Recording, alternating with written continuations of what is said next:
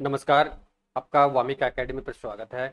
आज इस सेशन के माध्यम से महत्वपूर्ण टॉपिक्स के बारे में बात करेंगे, यानी जेवीएनएल जूनियर अकाउंटेंट एग्ज़ाम 2026 के बारे में बात करेंगे कि आगामी जो आपके 3 महीने हैं उसके रिगार्डिंग आपकी क्या स्ट्रेटजी या रणनीति होनी चाहिए, यानी सिलेक्शन के रिगार्डिंग।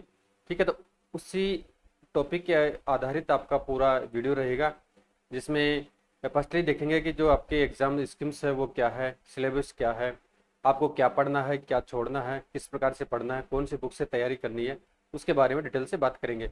जो भी फ्रेंड्स से या जो भी अभ्यर्थी जो मैं आपको गाइड बताऊंगा, अगर उसको आप फॉलोअप कर लेंगे तो आपका चयन 100% इस भर्ती परीक्षा में हो जाएगा। ठीक है, तो बात करते हैं।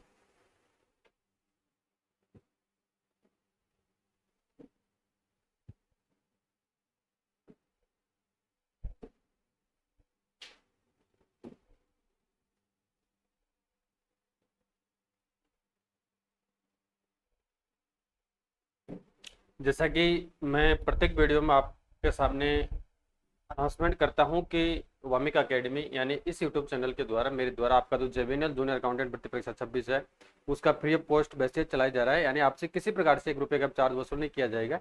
जिसमें ऑलरेडी 92 या 3 क्लासेज कंप्लीट हो चुकी है, जो मैंने JVNL junior accountant, accountancy, cost and management, audit और जीएसटी और ऑडिट क्लासेज के नाम से प्ले लिस्ट बना रखी है। तो 4 प्ले लिस्ट है, वहाँ जाके आप उन क्लासेज को देख सकते हैं।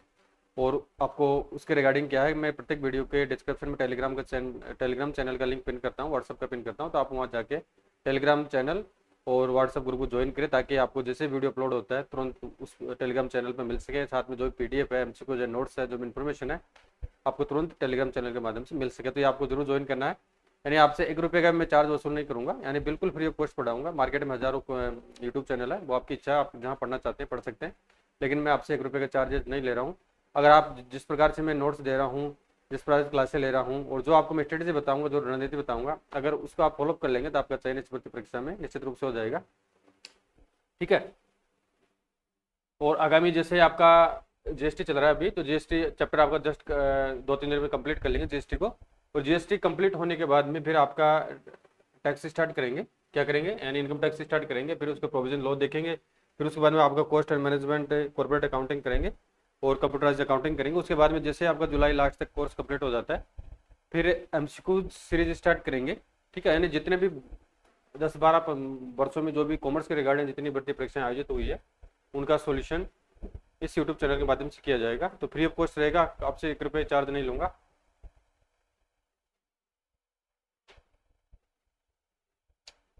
अब इसमें बात करेंगे कि आपकी जो आगामी 3 महीने की रणनीति है वो किस प्रकार से होनी चाहिए। एंड टॉपिक आपका जेवीएनएल जूनियर अकाउंटेंट एग्जाम स्ट्रेटजी के बारे में बात करेंगे कि अगर इस स्ट्रेटजी को जो अभ्यर्थी अपना लेगा वो इस भर्ती परीक्षा में उसका सिलेक्शन हो जाएगा। ठीक है, अब यहाँ देखते हैं पहले।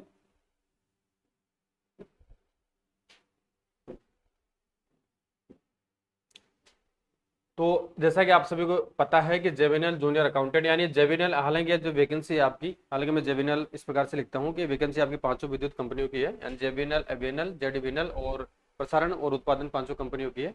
लेकिन यहाँ पे शॉर्ट में सभी लोग यहाँ पे जेवीएनएल बोलते हैं। और जो ये वैकेंसी आपकी ऊर्जा विभाग की है, किसकी है, ऊर्जा विभाग की है, राजस्थान स्टेट गवर्नमेंट की वैकेंसी है। इसमें 371 पदों पर अनाउंसमेंट हो चुका है, यानी फरवरी 2026 में सभी को पता लग गया था 371 पदों पर वैकेंसी आएगी। और अभी जस्ट इसका शॉर्ट नोटिफिकेशन भी जारी कर दिया गया है, और इसका डिटेल नोटिफिकेशन जल्दी आपको देखने का मिल जाएगा। तो ये वैकेंसी आपकी 5 विद्युत कंपनियों की है, हाल ऊपर बात हो चुकी है। शॉर्ट एडवर्टाइजमेंट आपका जारी किया जा चुका है, और इसमें डिटेल एडवर्टाइजमेंट के बारे में बात करें, लगभग 10 जुलाई 2026 तक आपका डिटेल एडवर्टाइजमेंट जारी कर दिया जाएगा, जिसमें आपका जो भी विज्ञापन के रिगार्डिंग जो भी इन्फॉर्मेशन दी जाती है वो बता दी जाएगी कि आपके फॉर्म कब से स्टार्ट हो रहे हैं। ठीक है, और एग्जाम कब से है, तो ये इंपॉर्टेंट होगा। और उसके बारे में आप सभी जानते हैं, क्वालिफिकेशन क्या रहेगा एक्सेट्रा, आप सभी को पता है। कॉमर्स के रिगार्डिंग वैकेंसी है। फिर ऑनलाइन एप्लीकेशन के बारे में बात करें, जुलाई 26 से आपके स्टार्ट हो जाएंगे, और इसमें जो आपको टाइमिंग दिया जाएगा, लगभग 1 माह का इसमें आपको टाइमिंग मिलेगा। यानी ऑनलाइन फॉर्म लगभग आपके 25 से लेकर 30 दिन आपको ऑनलाइन फॉर्म भरने के लिए मिलेंगे। और ये इंपॉर्टेंट है यानी अगर एक से अधिक आपकी भर्ती परीक्षा का आयोजन किया जाता है, ठीक है, यानी एक से अधिक पारी में अगर एग्जाम होती है तो वहाँ पे नॉर्मलाइजेशन की प्रक्रिया अपनाई जाएगी। यानी जो पेपर हार्ड होगा तो उसमें नंबर बढ़ाए जाएंगे और जो पेपर इजी होगा उसमें नंबर घटाए जाएंगे। सभी अभ्यर्थियों का समान रूप से नंबरिंग की जाएगी। और यहाँ पे एज लिमिट के बारे में बात करें तो जो अभ्यर्थी 1 जनवरी 2027 का 1 जनवरी 2027 को 18 वर्ष हो चुका है वो यहाँ पे वैलिड है, और मैक्स मैक्स उसकी आयु होनी चाहिए 1 जनवरी 2027 को 40 वर्ष। और इसके अलावा जो रिजर्व कैटेगरीज है उनको जो कार्मिक विभाग राजस्थान सरकार के जो भी नियम दे रखे हैं 2 वर्ष 5 वर्ष 10 वर्ष जो भी छूट है वो उनके ऊपर एप्लीकेबल होगी। अब इसमें एग्जाम्स के बारे में एक बात कर लेते हैं कि जो आपका एग्जाम है अक्टूबर 26 में पहले जो कैलेंडर आया था उसमें प्रस्तावित कर रखा था कि आपके एग्जाम अक्टूबर 2026 में प्रस्तावित है। अब ये विज्ञापन आने के बाद में पता लग पाएगा कि एग्जाम आपकी कब है, लेकिन पूरी पॉसिबिलिटी यह है कि अक्टूबर से पहले तो एग्जाम आपका कंडक्ट नहीं होगा, ठीक है, और हो सकता है नवंबर हो सकता है, बट आपको अक्टूबर मान के अपनी तैयारी जारी रखनी है। यानी आप मैक्स टू मैक्स 90 डेज मान सकते हैं, ठीक है। तो विज्ञापन आने के बाद में पता लगेगा, लेकिन आप 90 दिन तो आपके पास बिल्कुल है, इसमें कोई दोहराई वाली बात नहीं है, ज़्यादा भी मिल सकते हैं, बट आप इनको मिनिमम मान के चलें तो 90 दिन के हिसाब से आपको अपनी स्ट्रेटजी बना दी है। और जो आपका एग्जाम होगा वो IBPS द्वारा लिया जाएगा, और ये एग्जाम है 99% ये पॉसिबिलिटी है कि पिछली बार भी जब आपका ऑनलाइन लगा था ऑनलाइन मोड पर ये एग्जाम होगा, और इसके सेंटर राजस्थान के अलावा बाहर अन्य जो आसपास के स्टेट से यूपी है, दिल्ली है, हरियाणा है और आपके महाराष्ट्र तक यहाँ पे आपके सेंटर आएंगे, ठीक है। अब इसमें एग्जाम स्कीम्स को देख लेते हैं, यानी स्ट्रेटेजी अभी बाद में करेंगे, पहले आपको ये स्कीम तो समझना जरूरी है। तो इसमें जो आपका पेपर होगा 2 घंटे का होगा, और इसमें आपका 200 मार्क्स का होगा। कितने का होगा? यानी 200 मार्क्स का आपका ये पूर्णांक होगा, जिसमें से पार्ट ए आपका जो पार्ट ए के बारे में बात करें सब्जेक्ट रहेगा यानी कॉमर्स के रिगार्डिंग रहेगा, ये महत्वपूर्ण है, यानी इंपॉर्टेंट तो दोनों ही है। और पार्ट बी आपका यानी पार्ट ए आपका कॉमर्स के रिगार्डिंग सब्जेक्ट के रिगार्डिंग है, और 60% इसका वेटेज रहेगा, ठीक है।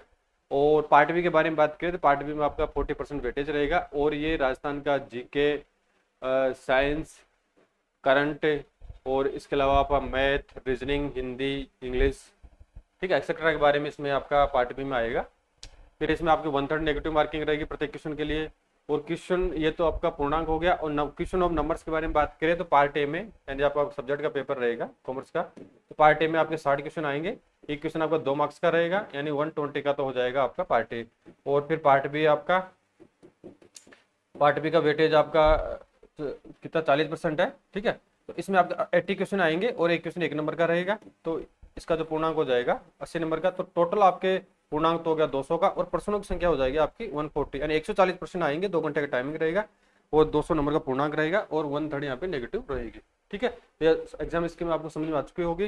अब नेक्स्ट आगे बढ़े। फिर इसमें मिनिमम क्वालिफाइड मार्क्स से प्राप्त करना जो अनिवार्य है, ठीक है। तो किस प्रकार से प्राप्त करना है, यानी आपको पार्ट ए प्लस बी यानी दोनों ही पार्टों में क्वालिफाई होना जरूरी है। कोई अभ्यर्थी अगर पार्ट ए क्वालिफाई कर लेता है, चाहे उसके कितने मार्क्स हो, चाहे वो 80% मार्क्स क्यों ना प्राप्त कर ले, अगर उसका पार्ट बी क्वालिफाई नहीं हो रहा तो वो डिस्क्वालीफाई हो जाएगा। और इसी तरीके से कोई अभ्यर्थी अगर पार्ट बी क्वालिफाई कर लेता है और पार्ट ए क्वालिफाई नहीं करता तो वो डिस्क्वालीफाई हो जाएगा। यानी आपको मिनिमम जो मार्क्स दे रखे हैं 30% 20% तो आपको हर हालात में प्राप्त करने होंगे, और उसके अलावा जो अन्य कट ऑफ जाती है वो अलग चीज़ है। तो जनरल कैटेगरी है यहाँ पे, तो ओपन कैटेगरी के लिए यहाँ 30% दोनों पेपरों में यानी पार्ट ए पार्ट बी में दोनों में पार्ट ए में 30% लाना है, पार्ट बी में 30% नंबर प्राप्त करना जरूरी है। और इसके अलावा जो रिजर्व कैटेगरी है आपकी, जैसे ओबीसी हो गया, बीसी हो गया, और ईडब्ल्यूएस है, एससी है, एसटी है, महिला है, पीएच है, एक्स सर्विसमैन एक्सेट्रा जो भी रिमेनिंग कैटेगरीज है उनको यहाँ पे 10% की छूट दी गई है। तो इनको दोनों पार्टों में पार्ट ए पार्ट बी में 20% लाना अनिवार्य होगा, ठीक है, यानी दोनों पेपरों में क्वालिफाई करना जरूरी होगा। और जो कट ऑफ्स के बारे में ये इंपॉर्टेंट आपके लिए, जो आपके एप्लीकेशन जुलाई में फिलअप किए जाएंगे तो उसमें 500 विद्युत कंपनियों में आपकी वैकेंसी अलग अलग दे रखी है। तो जो अभ्यर्थी, अब वो आपके ऊपर डिपेंड करेगा कि आप किस कंपनी से फॉर्म फिलअप करना चाहते हैं, आप किस क्षेत्र में नौकरी करना चाहते हैं, ठीक है। तो जिस कंपनी से या जो भी कंपनी आपकी 500 दे रखी है उस कंपनी से आप अप्लाई करेंगे तो उसी कंपनी का आपका जो एग्जाम है, जो एग्जाम का कट ऑफ बनेगा वो कट ऑफ अलग रहेगा, ठीक है। यानी प्रत्येक 500 कंपनी में कट ऑफ अलग अलग जाएगी। अब इसमें हो सकता है किसी कंपनी की कट ऑफ कम रह सकती है, किसी की ज्यादा रह सकती है, अब वो किस्मत के ऊपर डिपेंड करता है। तो यहाँ पे कट ऑफ से 500 विद्युत कंपनियों की अलग अलग जाएगी। और पेपर है, पेपर आपका सेम रहेगा, यानी एक ही दिन पेपर का आयोजन होगा, और जो 500 विद्युत कंपनियों में जो पेपर रहेगा वो सेम रहेगा, लेकिन जब कट ऑफ आपको अलग अलग देखने को मिलेगा। अब यहाँ पे इंपॉर्टेंट अब आता है आपका 3 माह की रणनीति आपको किस प्रकार से बनानी है, क्या करना है। यानी अब आपके सामने आप मैक्स टू मैक्स 100 डेज या 3 माह की रणनीति मान सकते हैं। 3 माह के अंतर्गत आपको क्या पढ़ना है, क्या छोड़ना है, किस प्रकार से आपको तैयारी करनी है, जो पुराने अभ्यर्थी है उनको किस प्रकार से तैयारी करनी है, और जो नए अभ्यर्थी है उनको किस प्रकार से तैयारी करनी है, उसके बारे में यहाँ पे डिटेल से बात करते हैं। ठीक है, तो फर्स्टली देखते हैं यहाँ पे, यानी पुराने अभ्यर्थियों के बारे में बात करें। पुराने बोले तो जो अभ्यर्थी यानी जो 2021 में वैकेंसी आई थी, प्लस अभी जो फरवरी 2026 से कटोरी तैयारी कर रहे हैं, यानी वे वैकेंसी का इंतजार नहीं कर रहे थे, उनको जॉब लगना है, उन्होंने अपना समय व्यर्थ नहीं गंवाया है, तो वो अभ्यर्थी यहाँ पे ओल्डर अभ्यर्थी माने जा रहे हैं मेरे दृष्टिकोण से। तो उन अभ्यर्थियों को क्या करना है, क्योंकि जो अभी आपके पास अब समय कम है, हालांकि आपको डिमोटिवेट होने की आवश्यकता नहीं है, या 90 डेज या 100 डेज काफ़ी होते हैं। अगर जो अभ्यर्थी डेडिकेशन के साथ में और मोटिवेशन के साथ में प्रिपरेशन करेगा, उसका सिलेक्शन 100% हो जाएगा। तो आपको अनावश्यक चिंता है, डिमोटिवेट होने की आवश्यकता नहीं है। ठीक है, तो जो पुराने अभ्यर्थी है, तो चाहे जो नया अभ्यर्थी हो चाहे पुराना अभ्यर्थी हो, तो आपका पार्ट है कॉमर्स, यानी ये सबसे टिपिकल पार्ट होता है अकाउंटेंट के लिए। अगर RSSB की जो जूनियर अकाउंटेंट की वैकेंसी आती है, यहाँ पे तुलना एक बार बात कर लेते हैं। यानी जो पिछली बार 2-3 साल पहले 5500 वैकेंसी जूनियर अकाउंटेंट की RSSB के द्वारा आई थी, जिसमें इसमें स्पेशल कॉमर्स के लिए ये वैकेंसी नहीं थी। इसमें कोई भी अभ्यर्थी फॉर्म फिलअप कर सकता है RSSB की वैकेंसी में, चाहे वो आर्ट्स का हो, साइंस हो, कॉमर्स हो। तो इसमें जूनियर अकाउंटेंट बनना और जो आपकी JBNL की वैकेंसी अभी जो लेटेस्ट इसकी बात करें, इसमें दिन रात का फर्क है। यानी इसका पेपर उसका पेपर में दिन रात का फर्क है, बहुत ही टिपिकल पेपर आता है। यानी JBNL का जो जूनियर अकाउंटेंट का पेपर आता है, बहुत ही जबरदस्त पेपर आता है। अब आप सोच रहे होंगे सर आप डिमोटिवेट कर रहे हैं, यानी मैं डिमोटिवेट नहीं कर रहा हूँ, आपको अवेयर कर रहा हूँ, सचेत कर रहा हूँ कि आपको इस प्रकार से प्रिपरेशन करनी है कि प्रश्न कहीं से भी आ जाए तो आपका सिलेक्शन इस परीक्षा में होना चाहिए। ठीक है, और इसमें लास्ट जो 2021 की वैकेंसी थी, उसमें जो रिजर्व कैटेगरी है SC ST कैटेगरी में, तो सीटें भी वैकेंट रही थी। यानी कैंडिडेट के 20% भी यहाँ पे क्वालिफाइड नंबर नहीं आ पाए थे। यानी इतना जबरदस्त पेपर आता है, लेकिन जिसके कंसेप्ट अच्छे हैं और प्रॉपरली ओल्ड ढंग से, अभी मैं बताऊंगा किस प्रकार से आप तैयारी करनी है, अगर प्रॉपरली तैयारी करेगा तो उसका सिलेक्शन आसानी से हो जाएगा। तो पार्ट ए के बारे में हम बात करते हैं, यानी कॉमर्स के बारे में। तो पुराने चाहे नए जो भी अभ्यर्थी है, तो उनको डिटेल से पढ़ना है। ठीक है, यानी जो अभ्यर्थी का शॉर्ट रूप में काम चलाना चाहता है, शॉर्ट नोट से पढ़ना चाहता है, ठीक है, तो अगर उसके कंसेप्ट क्लियर है तो कोई दिक्कत वाली बात नहीं है। अगर जिस अभ्यर्थी कंसेप्ट क्लियर नहीं है, जिसने बीकॉम प्रॉपरली नहीं किया और जो भी उसका कॉमर्स के रिगार्डिंग उसका मजबूत नहीं है पार्ट, तो उनको शॉर्ट नोट से पढ़ना ही पड़ेगी, उनको डिटेल से पढ़ना होगा। तो डिटेल से बात करें तो उनको 11th की बुक, 12th की बुक और बीकॉम का जो भी सिलेबस है आपका, कॉर्पोरेट अकाउंटिंग का है, इनकम टैक्स का है, और कॉस्ट मैनेजमेंट का है, ऑडिट है, मैनेजमेंट ऑडिट है, कॉस्ट ऑडिट है, कंप्यूटर अकाउंटिंग है, एक्सेट्रा जो भी आपके टॉपिक्स है, कैपिटल बजटिंग है। ठीक है ना, तो उनको आपको डिटेल से पढ़ना होगा। यानी प्रश्न कहीं से भी आ सकता है, और जो भी बीकॉम की बुक्स है उनको डिटेल से आपको पढ़ना है। अगर कंसेप्ट क्लियर नहीं तो आपको डिटेल से पढ़ना है, और अगर कंसेप्ट क्लियर है तो आपके शॉर्ट नोट से काम चल जाएगा। और इसके अलावा पार्ट ए में जो भी लेटेस्ट नए जो भी प्रोविजन हुए हैं, जो भी कोई सेक्शन अमेंडमेंट हुआ है, जो भी किसी प्रकार से जो भी अमेंडमेंट हुआ है इसमें जो रूल्स में, तो वो आपको विशेष रूप से ध्यान रखना है। जैसे ऑडिट के अंतर्गत, कॉस्ट एंड मैनेजमेंट ऑडिट के अंतर्गत, जो भी कंपनी लॉ है उसके अंतर्गत क्या क्या संशोधन हुआ है, एक्सेट्रा, आपको सब चीज़ें देखनी है। और इसके अलावा पार्ट में बात करें तो प्रीवियस ईयर्स के जो भी एमसीक्यूज है, पेपर्स है कॉमर्स के रिगार्डिंग, यानी इसमें बात करें तो जैसे कि JBNL का जो एग्जाम लगता है उसका पेपर मार्केट में किसी के पास नहीं मिलेगा। हालांकि मैंने इसके रिगार्डिंग RTI लगाई थी विद्युत विभाग के पास में, लेकिन उन्होंने मना कर दिया कि हमारे पास में इस प्रकार से जो भर्ती एजेंसी है उसके पास में रिकॉर्ड रहता है, तो उन्होंने अवेलेबल नहीं करवाया है। अगर आप लोग कोई RTI लगाना चाहता है, RTI से अगर आपको मिल जाए तो आप लगा लेना, लेकिन ओल्ड पेपर मिलेगा नहीं।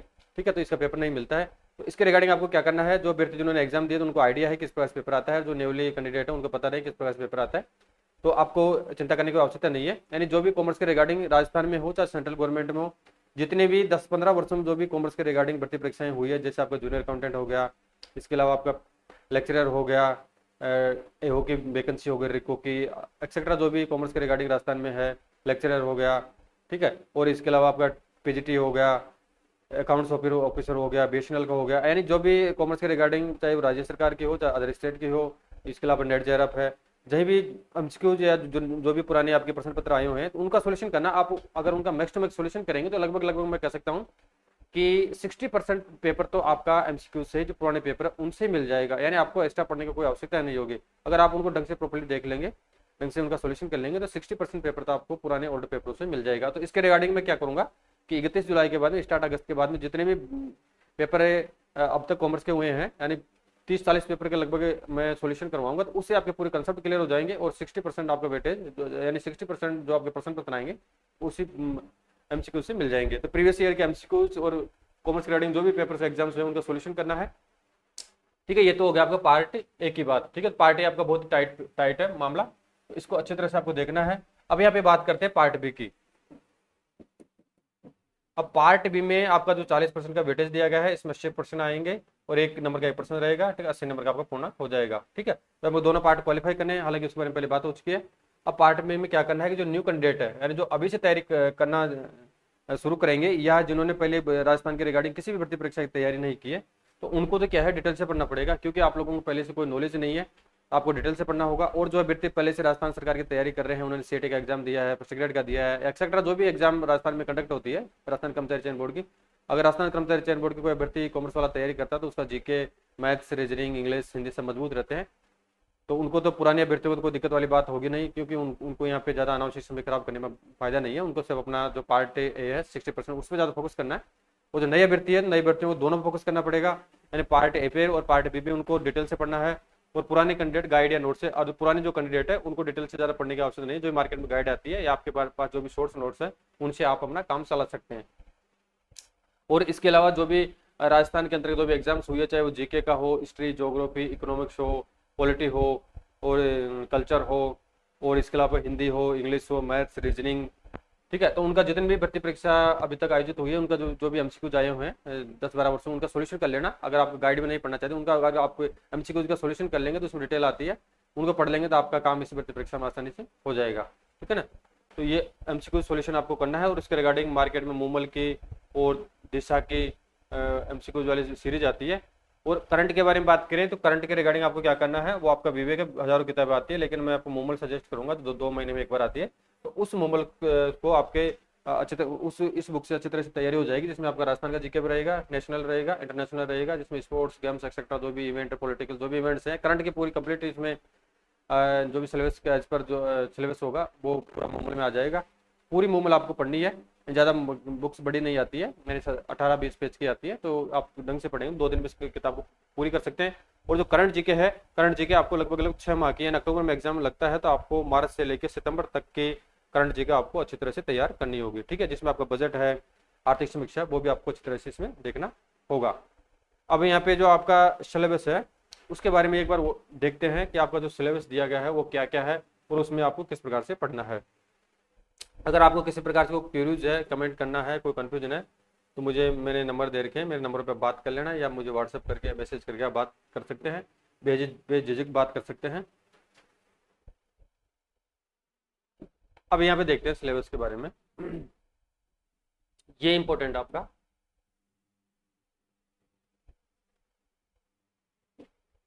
पार्ट ए में जो आपका वेटेज 60% दिया गया है, वो बार बार बात नहीं करेंगे। तो इसमें कॉर्पोरेट अकाउंटिंग आएगा, एक तो आपका क्या आएगा, यानी 160% आएंगे इसमें। एक तो आपको कॉर्पोरेटिंग अकाउंटिंग आएगा, यानी निगम लेखांकन आएगा, जिसमें शेयरों का निर्गमन और उनका जो भी शेयरों के रिगार्डिंग जो चैप्टर दे रखे हैं, बाई बैक, कंपनियों का समामेलन, उनका मर्ज करना, कंपनी का समापन, और डिबेंचर के रिगार्डिंग जो भी प्रोविजंस है, जो भी प्रैक्टिकल है, वो कॉर्पोरेट अकाउंटिंग के अंतर्गत आ जाएंगे, यानी शेयर डिबेंचर के रिगार्डिंग जो भी है कंपनी के बारे में आ जाएगा। तो इनकम टैक्स में आपका जो 1900 पहले इनकम टैक्स 1961 वाला चलता था, वो हालांकि वो टैक्स खत्म हो चुका है, तो इसमें 1961 आपको बिल्कुल नहीं पढ़ना है। तो आपको जो 1 अप्रैल 2026 से आपका जो नया इनकम टैक्स लागू हो चुका है, इनकम टैक्स एक्ट 2025, उसको देखना है। हालांकि मैं आपको करवाऊंगा, तो उसमें हालांकि 1961 को भी देख लेंगे, जो मेजर कौन कौन सी धाराओं में चेंज हुआ है, पहले इसमें क्या 1961 में क्या प्रावधान था, अभी 2025 में क्या अमेंडमेंट किया गया है, वो देख लेंगे, तो मैं आपको कवर करवा दूंगा। तो आपको 2025 वाला इनकम टैक्स पढ़ेंगे। फिर आपको कॉस्ट अकाउंटिंग पढ़ेंगे, तो कॉस्ट अकाउंटिंग में जो भी एडवांस कॉस्ट अकाउंटिंग है, पूरा आपका बीकॉम एमकॉम लेवल तक का सिलेबस देखेंगे। फिर थ्योरी एंड प्रैक्टिस ऑडिटिंग मैंने कंप्लीट करवा दी है ऑलरेडी, 35 क्लासें हैं, 40 क्लासें हैं, और इसमें कॉस्ट मैनेजमेंट की अलग से प्ले लिस्ट है, यानी JVL junior accountant audit classes के नाम से प्ले लिस्ट बना रखी है, वहाँ देखना, आपको पूरी क्लासें मिल जाएगी। इसके अलावा कॉस्ट एंड मैनेजमेंट ऑडिट के रिगार्डिंग मैंने एक सेपरेट प्ले लिस्ट बना रखी है, JVL junior accountant cost and management audit के नाम से, वहाँ पे 5-6 वीडियो आपको मिल जाएंगे, लेटेस्ट जो भी प्रोविजन है उसके रिगार्डिंग, जो भी धाराएं, जो भी सेक्शन है। ठीक है, और नेक्स्ट आपका मैनेजमेंट अकाउंटिंग है, एडवांस कॉस्ट अकाउंटिंग है, कॉस्ट एंड मैनेजमेंट ऑडिट हालांकि बात हो चुकी है, करवा चुका हूँ, कंप्यूटर एप्लीकेशन अकाउंटिंग के बारे में बात होगी, फिर टैक्सेशन लॉ एंड प्रैक्टिस मैं आपको करवाऊंगा, एडवांस फाइनेंशियल अकाउंटिंग करवाऊंगा। तो आपका जो रिमेनिंग टॉपिक है, एक तो आपका इनकम कॉर्पोरेट अकाउंटिंग से इनकम टैक्स से पोस्ट अकाउंटिंग से मैनेजमेंट अकाउंटिंग, यानी लगभग आपका अकाउंटेंसी में हो चुका है, लेकिन थोड़ा सा शेष है, जो चैप्टर रिमेनिंग उनको कर लेंगे। पोस्ट अकाउंटिंग करेंगे, cost and management audit complete हो चुका है। कंप्यूटर एप्लीकेशन अकाउंटिंग है, ये दो दिन का यानी 3-4 दो वीडियो बनेंगे, ज़्यादा बड़ा चैप्टर नहीं है, तो इसको कर लेंगे। फिर टैक्सेशन लॉ एंड प्रैक्टिस है, इनकम टैक्स से संबंधित है, उसको देखेंगे। फिर एडवांस फाइनेंशियल अकाउंटिंग है, उसको देखेंगे। ठीक है, तो इस प्रकार से ये आपका सिलेबस है, यानी बहुत ही हालांकि अगर जो अभ्यर्थी जिनकी तैयारी नहीं उनके लिए हार्ड है, जो अभ्यर्थी प्रॉपर्ली तैयारी कर रहा है उनके लिए हार्ड नहीं है। तो ऐसे अभ्यर्थी जो सीए है या सीएस है या जिन्होंने सीएमए कर रखा है या कर रहे हैं, उन अभ्यर्थियों के लिए जो पार्ट है बिल्कुल ईजी है, क्योंकि उनका प्रैक्टिस है और वो हाई लेवल से इन चीज़ों को देखते हैं। तो उनके लिए पार्ट ए में किसी प्रकार कोई दिक्कत नहीं आएगी, उनके लिए पार्ट बी की तैयारी पार्ट बी में दिक्कत आएगी। तो उन अभ्यर्थियों को अपना पार्ट बी मजबूत करना है। और ऐसे अभ्यर्थी जो राजस्थान की तैयारी कर रहे हैं लेकिन कॉमर्स के रिगार्डिंग ज़्यादा प्रेशर नहीं देते हैं, तो उनके लिए पार्ट ए हार्ड रहेगा, पार्ट बी उनके लिए ईजी रहेगा। तो जैसा कॉम्बिनेशन आपके हिसाब से आप बैठाना चाहते हैं, तो अपना पार्ट मजबूत करना आपको। और जो किताबें हैं, आपको किताबें बीकॉम लेवल की पढ़नी है। ठीक है, कौन सी पढ़नी है? बीकॉम लेवल की पढ़नी है। और इसके अलावा 11-12 की कंसेप्ट क्लियर करने के लिए आपको एक बार जरूर देख लेना, अगर जिसका कंसेप्ट क्लियर नहीं है आप देख लेना। हालांकि मैं यूट्यूब चैनल पर आपको सब कुछ फ्री पढ़ाऊंगा, अगर आपके कंसेप्ट अच्छी तरह से क्लियर है तो जो मैं आपको क्लासेस पढ़ा रहा हूँ, जो मैं नोट्स दे रहा हूँ आपके लिए फुलफिल है। इसमें एक्स्ट्रा आपको बीकॉम पढ़ने की कोई आवश्यकता नहीं है। और जो अभ्यर्थी नए हैं उनके कंसेप्ट क्लियर नहीं है, एक बार वो जरूर 11th 12th और बीकॉम की किताबें जरूर देखें, क्योंकि मैं ये नहीं चाहता हूँ कि आप मेरे कोचिंग के बरफ से रहे फ्री का कोर्स लेके।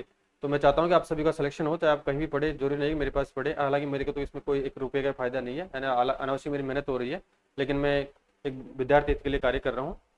तो इसमें नेक्स्ट क्या देखा है कि ये जो आपका सिलेबस रहेगा, the standard and syllabus of the exam of part A cell B graduation level, यानी आपका यूजी लेवल का सिलेबस रहेगा। अब इसमें अब एक चीज़ और देख लेते हैं, आपके जो क्वालिफिकेशन वाले में पहले बता नहीं पाया था। इसमें कई अभ्यर्थी बार बार पूछते हैं क्वालिफिकेशन क्या रहेगी। तो इसमें क्वालिफिकेशन के बारे में बात करें तो इसमें कॉमर्स होना चाहिए। क्या होना चाहिए? अब कॉमर्स में अब इसमें स्पेशल ऐसा नहीं कि आपके पास में बीकॉम में होना चाहिए, अगर आप कोई भी रिलेवेंट कोर्स होना चाहिए। जैसे आपको बीबीए है तो बीबीए वाले यहाँ पे वैलिड है, बार बार कमेंट करते हैं, जो अभ्यर्थी बीबीए कर रखा है वो वैलिड है। प्लस उसके बाद आरसीआईटीआर कंप्यूटर डिप्लोमा या सर्टिफिकेट होना चाहिए। ठीक है, प्लस है ये तो। और इसके अलावा जिसने एमकॉम कर रखा है वो भी वैलिड है। बट इसमें एक चीज़ हो रहा है, इसमें अगर कोई साइंस का आर्ट्स का अभ्यर्थी है, ठीक है, अगर उसने यूजी तो साइंस आर्ट्स से कर रखी है, लेकिन किसी ने अगर एमकॉम कर लिया है कॉमर्स से, अगर उसके पास में कंप्यूटर सर्टिफिकेट है तो वो यहाँ पे वैलिड है। लेकिन वो उसका सिलेक्शन होना पे कठिन हो जाएगा, क्योंकि यहाँ पे कॉमर्स के अभ्यर्थी अब उनको इतना मालूम नहीं है कि अकाउंटेंसी क्या, जो भी कॉस्टिंग एफएम है, तो उनको डिटेल से पता नहीं होता इन चीज़ों का, उनका सिलेक्शन होना थोड़ा पेचीदा है। एमकॉम प्लस जिसके पास में कंप्यूटर सर्टिफिकेट है वो भी यहाँ पे वैलिड है। तो यहाँ पे जो भी सिलेक्शन होगा कॉमर्स वालों का होगा 99%। और इसके अलावा सीए, सीएस, सीएमए, एमबीए, ठीक है, तो ये अभ्यर्थी यहाँ पे वैलिड है और आपके पास में कंप्यूटर सर्टिफिकेट होना चाहिए। यानी जो आपकी क्वालिफिकेशन है वो एग्जाम डेट जो अक्टूबर 2026 में एग्जाम होता है, एग्जाम डेट से पहले पहले आपके पास में क्वालिफिकेशन जो भी सर्टिफिकेट्स है वो हो जानी चाहिए। अगर इसके बाद में आपके पास में क्वालिफिकेशन होती है, चाहे कौन सा कंप्यूटर सर्टिफिकेट आपको बाद में मिलता है, तो आपको एग्जाम से डिस्क्वालीफाई कर दिया जाएगा। फिर बाद में वो कोर्ट का डिसीजन है कि कोर्ट आपको अंदर रखता है बाहर रखता है। ये पार्ट भी देखते हैं, तो पार्ट बी में आपका 40% वेटेज है, जिसमें आपका रीजनिंग आएगा, मेंटल एबिलिटी आएगा, मैथमेटिक्स है, general knowledge and everyday science है, जनरल हिंदी और जनरल इंग्लिश है। तो जनरल हिंदी और जनरल इंग्लिश के बारे में बात करें तो इसमें पूरी ग्रामर आएगी, आपके पैसेज, आपकी जो भी ग्रामर है, पूरी ग्रामर यहाँ पे हिंदी इंग्लिश में दी जाएगी। तो ये ज़्यादा हार्ड नहीं है, हिंदी और इंग्लिश वाला पार्ट ज़्यादा हार्ड नहीं है, अभ्यर्थी यहाँ पे अच्छे मार्क्स प्राप्त कर सकता है। अब इसका डिटेल सिलेबस देख लेते हैं एक बार, कौन कौन सी बुक्स पढ़नी है वो मैं बता दूंगा आपको भी। तो ये brief outline of scope of each sub part is given here under for general guidelines and aid of candidates but is not intend to be executive. अब रीजनिंग एंड मेंटल एबिलिटी देखते हैं यहाँ पे। तो अब यहाँ पे जो सिलेबस में रहेगा आपका एनालिटिकल रीजनिंग रहेगा, नंबर सीरीज रहेगा, लेटर सीरीज रहेगा, और odd man out, coding decoding रहेगा, एक्सेप्शन मिरर इमेज रहेगा, क्लॉक्स एक्सेट्रा रहेगा। मैथमेटिक्स के बारे में बात करें, हालांकि इसमें स्पेशल आपकी प्रश्नावलियां नहीं दी गई है कौन कौन से चैप्टर है, तो 10th लेवल का जो भी आपका स्टैंडर्ड होता है मैथ का वो इसमें पूछा जाएगा। तो आपके जो भी लगभग जो भी प्रत्येक चैप्टर है तो आपको प्रत्येक चैप्टर को देखना है, हालांकि इसमें बताना रखा है कौन सी प्रश्नावलियां हैं। ठीक है, तो एक बार मैथ अच्छी तरह से देखना आपको। फिर जनरल नॉलेज के बारे में बात करें तो general knowledge and everyday science and आपको जीके और साइंस आएगा। तो इसमें आपको करंट आएगा, करंट में आपका सब आए, राजस्थान का भी आएगा, नेशनल आएगा, इंटरनेशनल आएगा, जिसमें आपका पर्सन पहले से recent news, games and sports के बारे में पूछेगा। आपको कुछ दिमाग नहीं लगाना, आपको मूमल की किताब जो 2 महीने की एक बार आती है मामूली किताब आपको 6 महीने का पढ़ना है, ठीक है। यानी उसमें आपका नेशनल, आपका स्टेट का और इंटरनेशनल पूरा कवर हो जाएगा। तो आपको 20-25 पेज की आती है 2 महीने की, तो उसको पढ़ना है और अन्य किताब आपको खरीदने की आवश्यकता नहीं होगी। करंट के लिए हो गया। इसके अलावा आपका इंडियन हिस्ट्री है, जो भी सभ्यताएं हैं, ज्योग्राफी है, साइंस है, इंडियन पॉलिटी है। यानी यहाँ पे इंडियन पॉलिटी दी गई है, राजस्थान की पॉलिटी नहीं दी गई है, तो ये ध्यान रखना, इंडियन पॉलिटी आपको पढ़नी, Indian polity etcetera with special reference of Rajasthan. Sorry, यहाँ पे इंडियन पॉलिटी है, तो इसमें आपको राजस्थान का भी संविधान, जो भी संवैधानिक प्रावधान है वो पढ़ना है। तो अब राजस्थान के स्पेशल रेफरेंस के बारे में पूछा जाएगा, एंड ज्योग्राफी आएगी, आपका हिस्ट्री आएगा, राजस्थान का रेफरेंस ही आएगा, और इंडियन पॉलिटी बात जरूर देखनी है, और साथ में राजस्थान पॉलिटी भी आपको पढ़नी है। ये तो हो गया आपका जीके का। तो इसके लिए आप लोग मार्केट में कई गाइड आती है, तो गाइड ले आना, ठीक है। और साथ में आपके दिशा मोमल के जो प्रीवियस ईयर के जो क्वेश्चन आए हुए हैं उनको आपको पढ़ना है, ताकि आपको पता लग जाए किस प्रकार से प्रश्न आते हैं और अभी लेटेस्ट किस प्रकार से प्रश्न आ रहे हैं। और जो भी आपके जैसे आप एमसीक्यू सॉल्यूशन करेंगे तो उसमें डिटेल्स दी जाएगी नीचे, तो जिससे आपके और भी प्रश्न पत्र या और भी क्वेश्चन है जो भी एमसीक्यू सॉल्यूशन करेंगे तो उससे तैयार हो जाएंगे। हिंदी जनरल हिंदी है, तो हिंदी जनरल में जो भी ग्रामर है पूरा आपका क्लास 10th लेवल तक की आएगी, ज़्यादा हार्ड नहीं आएगी, जाएगी। यानी इसको जो अच्छी तरह से तैयारी करेगा उसका आसानी से कवर हो जाएगा, हिंदी एंड इंग्लिश। और इंग्लिश भी आपका ग्रामर और लैंग्वेज आएगी जो भी आपकी क्लास 10th लेवल की आएगी। और इसमें नेक्स्ट बता रखा है, जो पेपर आएगा आपका वो हिंदी एंड इंग्लिश में आएगा, और हिंदी इंग्लिश का जो भी सेक्शन होगा उसमें आपका एक ही भाषा दी जाएगी। और किसी प्रकार से अगर पेपर में कोई मिसप्रिंट होता है, कोई शब्द की वर्तनी अशुद्ध रहती है, तो वहाँ पे इंग्लिश का वर्तनी शुद्ध माना जाएगा, इसके बारे में आप सभी जानते हैं। और देयर विल नेगेटिव मार्किंग 1/3 आपका नेगेटिव मार्किंग रहेगा ही। और to become eligible for consideration for appointment, अब इसमें ये बता रखा है कि मिनिमम क्वालिफाई मार्क्स आपको चाहिए, यानी यूआर को तो 30% चाहिए, और जो रिजर्व कैटेगरी उनको 20% चाहिए, दोनों पेपर में पार्ट बी में, ठीक है। इसके बारे में पहले बात हो चुकी है। और जो मेरिट तैयार होगी आपकी, तो मेरिट तैयार होगी जो आपकी पार्ट ए और प्लस बी दोनों का टोटल करके योग करके यहाँ पे मेरिट तैयार की जाएगी। और इसमें एक नया प्रोविजन और जोड़ा जाएगा, हालांकि पिछले 2021 में नहीं था, जैसा कि 2023 में चाहे आरपीसी हो चाहे कर्मचारी चयन बोर्ड हो, कि आपके ऑप्शन आते हैं, पहले ABCD 4 ऑप्शन आते थे, ठीक है। यानी विद्युत विभाग में पहले ही 5 आते थे, लेकिन अब की बार अब देखते हैं इसमें किस प्रकार से फॉलो करते हैं, अब वो विज्ञापन आने के बाद में पता चलेगा। अगर 5वां ऑप्शन आता है 10% से अधिक आप गोले यहाँ पे खाली नहीं छोड़ सकते हैं। तो ठीक है फ्रेंड्स, तो भी यानी आपको किस प्रकार से स्ट्रेटजी बनानी है और इसके एग्जाम स्कीम्स क्या है उसके बारे में यहाँ पे डिटेल से बात कर चुके हैं। अगर आपको किसी प्रकार से क्यूरीज हो तो मुझे कमेंट जरूर करना, मेरे से बात कर लेना, जो भी समस्या है उसका समाधान मैं कर दूंगा। और जो मैंने बुक्स बताई है आपको आज से तैयारी जारी करनी है, अब वो आपके ऊपर डिपेंड करता है। और इसके अलावा मैं आपको बताना चाहता हूँ कि जो भी संपूर्ण कोर्स है मेरे द्वारा आपको फ्री ऑफ कॉस्ट करवाया जा रहा है। आपको नोट्स एमसीक्यू सब कुछ फ्री मिलेगा, वीडियो मिलेंगे 200+ फ्री, और आपका कोर्स है लास्ट जुलाई तक कंप्लीट हो जाएगा, बाद में एमसीक्यू सीरीज स्टार्ट करेंगे एग्जाम तक। और इसके अलावा आप अन्य कोचिंग में जाना चाहते हैं आपका विवेक जा सकते हैं, इसमें कोई आपके ऊपर प्रेशर या कोई पाबंदी नहीं है। लेकिन एक बार विश्वास करना, जो आपको मैं बता रहा हूँ उस पर आप अगर कंटिन्यू रूप से तैयारी करेंगे, जो नोट्स दूंगा, जो क्लासेज है, और जब एमसीक्यू सॉल्यूशन करवाऊंगा, जो भी एमसीक्यू चैप्टर खत्म होने के बाद में दूंगा, अगर आप उन चीज़ों को अच्छी तरह से देख लेंगे तो आपको अदर कोचिंग में जाने की यहाँ पे कोई आवश्यकता नहीं रहेगी, और आपका सिलेक्शन है इस भर्ती परीक्षा में आसानी से हो जाएगा। और इसमें जैसा कि एप्लीकेशन के बारे में बात करें तो आपके एप्लीकेशन लगभग इस कॉमर्स में क्या ज़्यादा भीड़ नहीं रहती है, जिसमें 25 से लेकर 30,000 एप्लीकेशन आपके फिलअप होंगे, यानी ज़्यादा मैक्स टू मैक्स 30-35 हो सकती से ज़्यादा नहीं होंगे। तो कंपटीशन को ज़्यादा नहीं रहता है। जो अभ्यर्थी दिल से और मेहनत से और स्ट्रेटजी के साथ में तैयारी करेगा तो 371 सीट काफ़ी होती है, तो आपका चयन हो जाएगा। हालांकि अब ऐसा तो है नहीं सभी अभ्यर्थियों का चयन होगा, क्योंकि सीटें लिमिटेड रहती है, हर भर्ती परीक्षा में लिमिटेड रहती है। तो जो अभ्यर्थी प्रॉपर्ली और स्ट्रेटजी के साथ में, प्रॉपर्ली रणनीति के साथ में तैयारी करता है उसका सिलेक्शन यहाँ पे निश्चित रूप से होता है। आपको बेस आगामी जो आपके अक्टूबर तक है, यानी 3-3.5 महीने हैं, तो उस समय को आपको बिल्कुल व्यर्थ नहीं करना है। आपको अनावश्यक किधर घूमना नहीं है, अनावश्यक समय बर्बाद नहीं करना है, सिर्फ अपनी पढ़ाई पे फोकस करना है। अगर आप 3 महीने अपने आप को समर्पण कर देंगे या सरेंडर कर देंगे तो आप इस भर्ती परीक्षा में जब भी आपका रिजल्ट आएगा 2027 में, तो आप जूनियर अकाउंटेंट के रूप में, एक सरकारी कर्मचारी के रूप में अपने आप को प्राउड महसूस करेंगे। ठीक है, थैंक यू।